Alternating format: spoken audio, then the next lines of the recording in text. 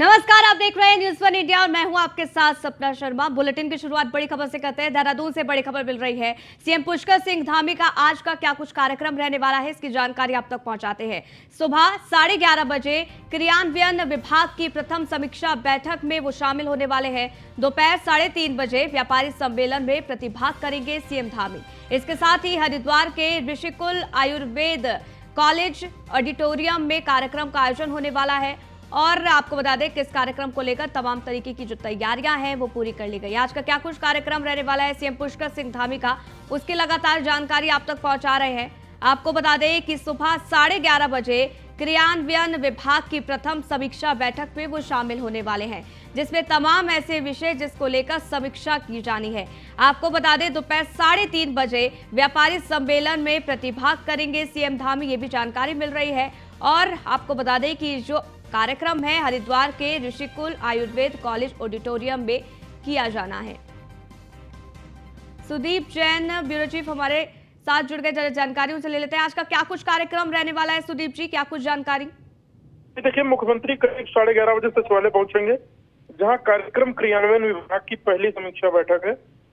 कार्यक्रम क्रियान्वयन सरकार की योजनाओं को मॉनिटर करता है, उसमें कमियां और क्या सुधार की आवश्यकता इन सभी को जानकारी देता है। इसकी समीक्षा बैठक के बाद मुख्यमंत्री आज ऋषिकुल हरिद्वार जा रहे हैं, जहां व्यापारियों के सम्मेलन को संबोधित करेंगे, क्योंकि भारतीय जनता पार्टी का एक महा जनसंपर्क अभियान भी चल रहा है, जिसके तहत मुख्यमंत्री का हरिद्वार जाना प्रस्तावित है। इसके बाद मुख्यमंत्री वापस देहरादून आ रहे हैं और देहरादून में कैंप कार्यालय में कुछ अफसरों से भी मुख्यमंत्री की मुलाकात प्रस्तावित है। बिल्कुल, कई कार्यक्रम आज के रहने वाले हैं। इस कार्यक्रम में कौन कौन शामिल होगा, कौन से बड़े चेहरे दिखाई देंगे, क्या इस बारे में कोई जानकारी?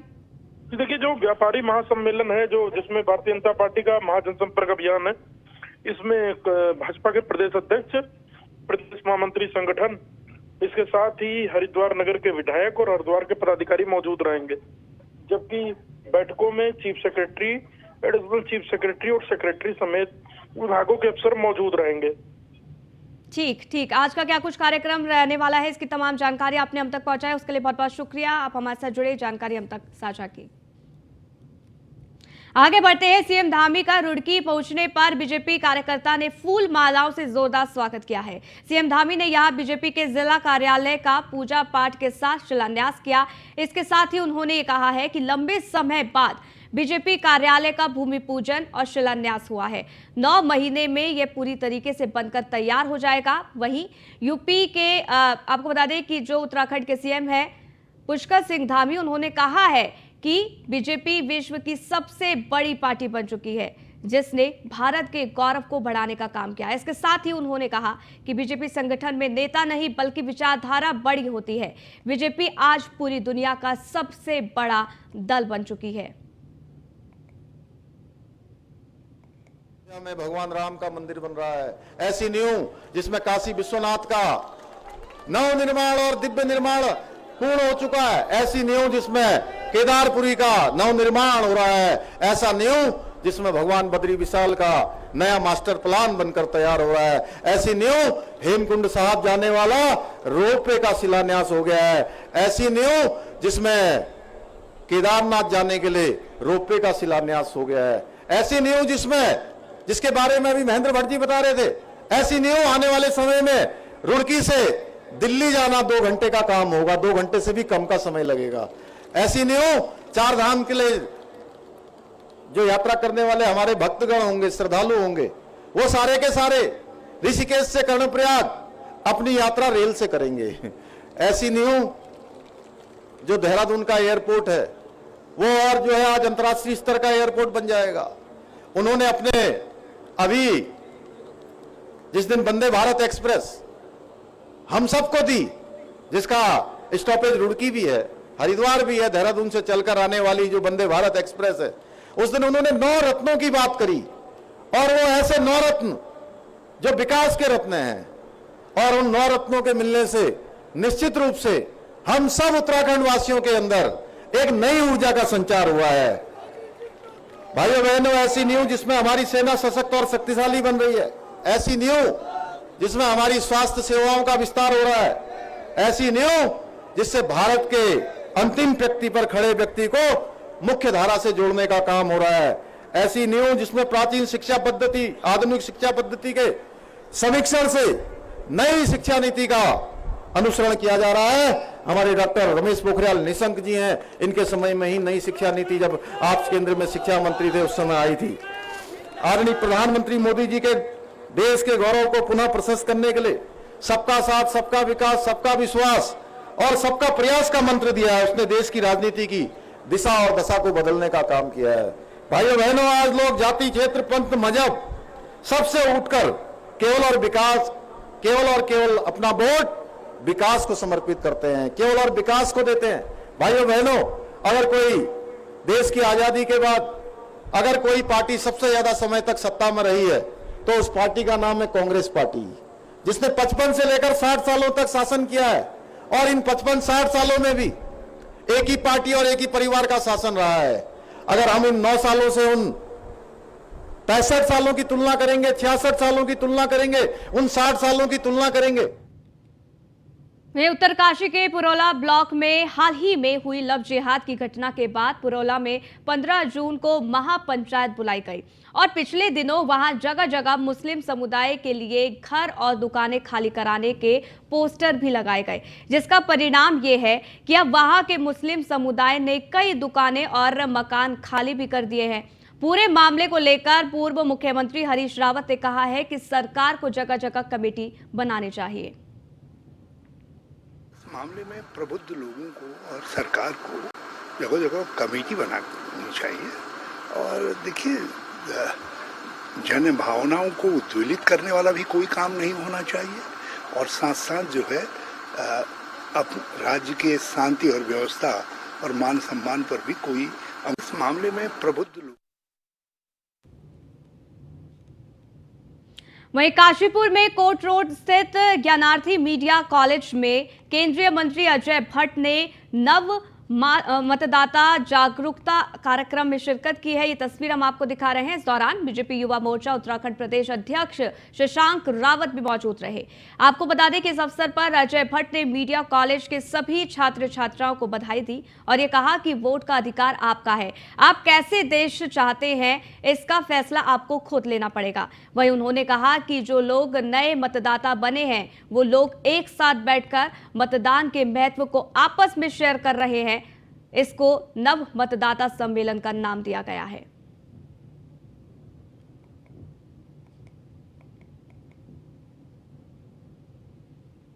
वहीं देहरादून में सेब और कीवी मिशन को सफल बनाने के लिए सरकार ने कमर कस ली है। इसके लिए बृहद स्तर पर इन दोनों फल प्रजातियों के पौधों का रोपण भी किया जा रहा है। इसका परिणाम निकट भविष्य में बड़े उत्पादन के रूप में सामने आएगा। आपको बता दें कि कृषि एवं कृषक कल्याण मंत्री गणेश जोशी ने उद्यान विभाग की समीक्षा बैठक के बाद ये बात कही है।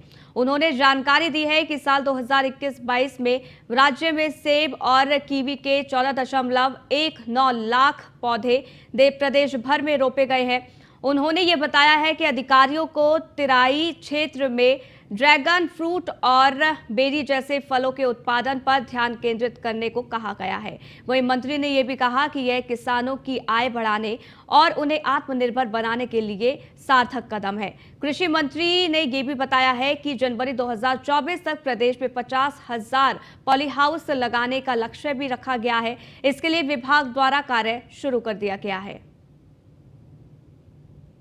उसकी तैयारी को देखते हुए मैंने आज अपने विभाग की बैठक रखी है और जो मैं लगातार इस पर मेहनत कर रहा हूं उसके परिणाम मुझे सुखद दिखाई दे रहे हैं। जहां वर्ष 2021-22 में 2,43,000 पौधे लगाए गए थे, वहीं 22-23 में 12,06,000 सेब की पौध लगाई गई हैं। इसी प्रकार कीवी में जहां 21-22 में 93,000 पौधे लगाए गए थे, वहीं 22-23 में 2,12,000 पौधे लगाए गए हैं, जो अपने आप में एक बहुत बड़ी उपलब्धि है। और जो हम बार बार कह रहे हैं कि 2025 में हमारा राज्य जब 25 साल का होगा, हम अपने उत्पाद को दुगना करेंगे। मुझे तो लगता है जिस हिसाब से वहीं देहरादून में केंद्र सरकार ने उत्तराखंड में 2 नए शहरों की स्थापना के लिए प्रारंभिक मंजूरी दी है। इसमें से एक शहर गढ़वाड़ मंडल में तो दूसरा शहर कुमाऊं मंडल में बसाया जाएगा। ये शहर मास्टर प्लान के तहत स्थापित किया जाएगा। राज्य सरकार के आवास विभाग द्वारा भेजी गई केंद्र को 2 शहर बसाने की फाइल पर केंद्र ने मुहर लगा दी है।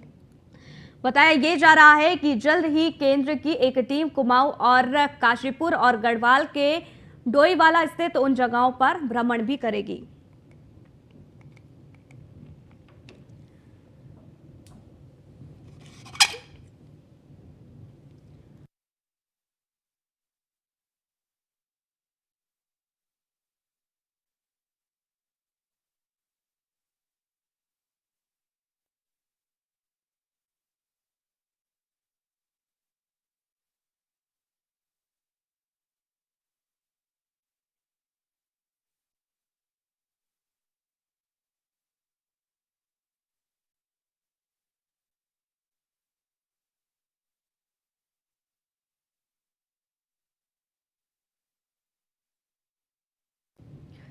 आगे बढ़ते हैं। देहरादून में उत्तराखंड के रिजर्व फॉरेस्ट में हो रही बाघ की मौत मामले में केंद्र की चिंता और सीएम धामी के निर्देशों के बाद वन मंत्री सुबोध उनियाल ने ये कहा है कि बीते दिनों कुछ घटनाएं जो घटित हुई उसमें बड़ी वजह बाघों का एक दूसरे की टेरिटरी में प्रवेश करना भी पाया गया है, जिसमें एक बाघ की मौत का कारण उम्र पूरी होना बताया जा रहा है, जबकि शिकार के लिहाज से भी 1-2 मामले प्रकाश में आए हैं, जिस पर राज्य और केंद्र का एंटी पोचिंग सेल काम कर रहा है। फिलहाल जल्द ही इस मामले की विस्तृत रिपोर्ट पेश की जाएगी। में बताया गया कि इसमें कुछ बाघ तो नेचुरल डेथ से मरे हैं, जो अवगत कराया गया कि नेचुरल डेथ से मरे हैं, जो एज फैक्टर है। मैंने पहले भी कहा था कि एज फैक्टर हर चीज़ पर लागू होता है। दूसरा, एक टाइगर की टेरिटरी में कोई लेपर्ड अपने बच्चों के साथ आ गया था, तो इनका नेचर ये होता है, ये अपनी टेरिटरी में किसी को आने नहीं देते, तो वो एक लेपर्ड और उसके बच्चे को मारने का काम टाइगर या टाइगरस थी उसने किया था। और कुछ लोगों एक पोचिंग का भी केस आया था कि एक पोचिंग के द्वारा उसको मारने की कोशिश की थी, उस पर जांच बैठी हुई है और मालूम किया जा रहा है कि आखिर कौन लोग इन्वॉल्व थे। हमारा एंटी पोचिंग सेल उस पर काम कर रहा है। तो इसलिए कुल मिलाकर के जो मैंने आपसे कहा कि एक तो इन फाइटिंग जो होती है, ये तो किसी के बस का रोकना है नहीं। अगर आपस में किसी की टेरिटरी में कोई बाघ टहलते हुए आ गया, और दूसरा एज के, लेकिन तीसरा पोचिंग को किस तरह से रोकना शुरू किया जाए कि किसी तरह से कोई शिकार के शौकीन लोग आकर के इस तरह के, या जो अंग निकाल लेते हैं, इस तरह के लोग कोई वो ना करें। इस पर लेकर के हम लोग काम भी कर रहे हैं और निश्चित रूप से अगर जांच है तो जांच में।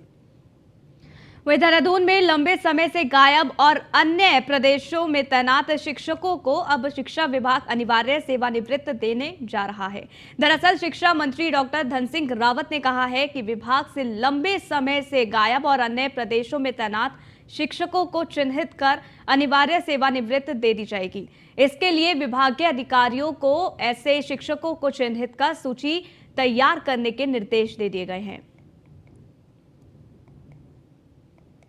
शिक्षा विभाग के हम लोगों ने समीक्षा बैठक की है और इसमें 2-3 महत्वपूर्ण बिंदु हैं। एक तो क्लस्टर स्कूल की डीपीआर बनाने के लिए मैंने निर्देश दिए हैं कि 15 दिन में उनकी डीपीआर बनानी है। एक जो पीएम श्री स्कूल है उनकी डीपीआर बनानी है। तीसरा हम लोगों ने क्या है कि जो हमारा विद्या समीक्षा केंद्र है उसमें अब आईटी प्रोफेशनल जितने भी उनको आउटसोर्स करके रखा जाएगा, ताकि टीचर्स को पढ़ाने के अलावा जो है दूसरा काम ना दिया जाए, ताकि ज़्यादा से ज़्यादा हमारे बच्चों को शिक्षक उपलब्ध हो जाए।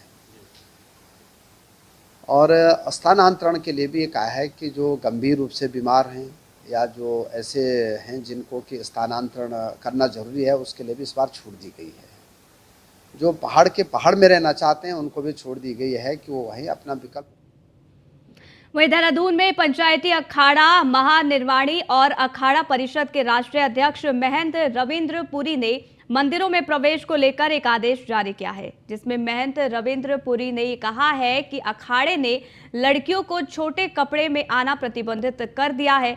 दक्ष मंदिर और नीलकंठ महादेव मंदिर सहित तपकेश्वर महादेव मंदिर में लड़कियों के छोटे कपड़े पहनकर आने पर प्रतिबंध लगा दिया गया है। इसमें उन्होंने ये कहा है कि लड़कियों को छोटे कपड़े में आना प्रतिबंधित कर दिया गया है।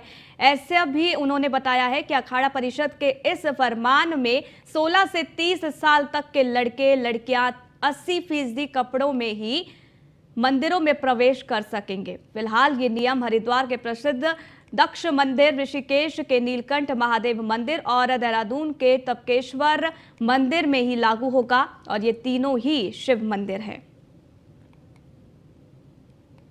परिधान शालीनता हो, मर्यादित हो। और जब आप एक स्कूल में जाते हैं, स्कूल का जब ड्रेस कोड होता है, वकालत में जाते हैं, वकीलों का, जज का एक ड्रेस कोड होता है, तो हमारे घर परिवार में और गुरु घर जाने में, शिवालय में जाने में पारंपरिक वेशभूषा क्यों ना हो, शालीनता क्यों ना हो उसमें, जिससे हमारी सनातन की परंपरा जीवित रह सके और आपको देख करके समाज की कुदृष्टि, खराब मनसा न हो सके। इसी को देखते हुए और आज की जो युवा पीढ़ी है, अपनी स्वच्छंद और अपनी मनोवृत्ति के अनुरूप जो कपड़े पहन रहे हैं, वो सामाजिक दृष्टिकोण से अच्छा नहीं है, धार्मिक दृष्टिकोण से भी अच्छा नहीं है। तो हमने ये प्रयास किया है कि जो भी माता पिता आपके चैनल के माध्यम से देख रहे हैं या सुन पाएंगे, सभी से है कि आप वहीं चारधाम यात्रा की सफलता को देखते हुए परिवहन विभाग भी काफी उत्साहित नजर आ रहा है। देहरादून के आरटीओ सुनील शर्मा ने बताया है कि इस बात की चारधाम यात्रा बेहद सफल साबित हो रही है और उन्होंने बताया कि पिछले साल जहां पूरी यात्रा में 6 महीने के अंतर्गत कमर्शियल वाहनों से 5,50,000 श्रद्धालुओं ने दर्शन किए थे, तो वहीं इस साल मात्र 2 महीने में 4,60,000 श्रद्धालुओं ने अब तक कमर्शियल वाहनों से दर्शन किए हैं। आरटीओ सुनील शर्मा ने यह बताया है कि जहां पिछले साल पूरे यात्रा सीजन में 49,000 ट्रिप कार्ड बने थे, तो वहीं इस साल मात्र 2 महीने में 45,000 ट्रिप कार्ड बनाए जा रहे हैं। आपको बता दें कि उन्होंने ये भी कहा है कि इस साल ज्यादा गाड़ियां होने के बावजूद भी यात्रा सुव्यवस्थित चल रही है। चारधाम यात्रा 2023 है वो बहुत अच्छी तरीके से चल रही है और पिछले साल के मुकाबले मैं यहाँ पर आपको बताना चाहूँगा कि पिछले साल पूरे यात्रा के टाइम पर हमारी कॉमर्शियल गाड़ियों से 5.5 लाख लोग गए थे 6 महीने में और इस साल यात्रा में अब तक 4,60,000 आदमी जा चुके हैं मात्र 1.5 महीने 2 महीने के अंदर। इसके साथ साथ जो ग्रीन कार्ड बने थे हमारे पिछले साल पूरी गाड़ियों के, वो 20,303 बने थे। अब तक 21,500 से ज़्यादा ग्रीन कार्ड मात्र 2 महीने में बन गए हैं। ऐसे ही जो ट्रिप कार्ड बने थे, जो ग्रीन कार्ड लेने के बाद गाड़ियाँ चलती हैं, तो पूरे यात्रा सीजन में 6 महीने में 49,000 ट्रिप्स लगी थी हर गाड़ियों की। इस बार हम मात्र 2 महीने के अंदर 45,000 ट्रिप लगा चुके हैं, जो मेरा अनुमान ये है कि आने वाले 10 से 15 दिन में हम पिछली बार का रिकॉर्ड तोड़ देंगे। वहीं G20 के कार्यक्रम को लेकर त्रिवेणी घाट पर हो रहे निर्माण कार्यों को देखते हुए गंगा सभा ने घाट पर होने वाले भव्य आरती को सांकेतिक रूप से करने का निर्णय लिया है, जिससे निर्माण कार्य तेजी के साथ जल्द से जल्द पूरा हो सके। गंगा सभा के कार्यकारी अध्यक्ष राहुल शर्मा ने बताया है कि G20 के कार्यक्रम के दौरान त्रिवेणी घाट पर विदेशी डेलीगेट्स गंगा आरती करने पहुंचेंगे, इसलिए गंगा घाट पर अलग अलग विभागों के द्वारा कई निर्माण कार्य किए जा रहे हैं। घाट को दुल्हन की तरह सजाने की कोशिश भी अधिकारियों ने शुरू कर दी है। निर्माण कार्य होने से घाट पर आने वाले श्रद्धालुओं को असुविधा का सामना भी करना पड़ रहा है, इसीलिए 12 जून तक मां गंगा की भव्य आरती को सांकेतिक रूप से करने का निर्णय लिया गया है। हम लोगों ने जो ना बहुत सोचा और जो डिपार्टमेंट G20 में कार्य कर रहे हैं उन लोगों से भी हमारी बातचीत हुई, तो सबका कहना था कि जैसे आरती के टाइम पे लगभग 10,000 लोग जो है वो त्रिवेणी घाट पे इकट्ठा हो जाते हैं, तो उन लोगों की वजह से जो है इनको कार्य करने का जो है मतलब पूरा जो है कार्य नहीं कर पा रहे हैं और जो डेट इनको टाइमलाइन दे रखी है उसमें जो कार्य पूरा होना असंभव है। तो इस वजह से जो है विभागों द्वारा भी अनुरोध किया गया कि हम जो आरती को थोड़ा सूक्ष्म रूप प्रदान करे। दूसरी बात क्या है कि गंगा की जलधारा के अंदर भी काम होना था, तो जो जलधारा के अंदर काम होना तो गंगा की जलधारा जो सिंचाई विभाग द्वारा जो फिलहाल बंद कर दी गई है, छोटी जलधारा। तो लोग जो चप्पल लेके आरती के सामने जाके बैठ जाते हैं और तब हमें आरती करनी पड़ती है, तो हमारी जो सनातन हिंदू धार्मिक आस्था है उसको भी ठेस पहुँचती है। इसको देखते हुए जो है सभी लोगों द्वारा। वहीं देहरादून में मौसम साफ होने के बाद हेमकुंड साहिब की यात्रा जारी है। हेमकुंड साहिब में अब तक 37,407 श्रद्धालु दर्शन कर चुके हैं। वहीं मौसम खराब और बर्फबारी के बाद भी हेमकुंड साहिब में लगातार श्रद्धालु दर्शन के लिए पहुंच रहे हैं। आपको बता दें कि 15,200 फीट की ऊंचाई पर हेमकुंड साहिब है और अभी भी हेमकुंड साहिब में 8 से 10 फीट बर्फ पड़ी हुई है। बर्फ के रास्ते से निकलकर श्रद्धालु हेमकुंड साहिब में दर्शन के लिए पहुंच रहे हैं।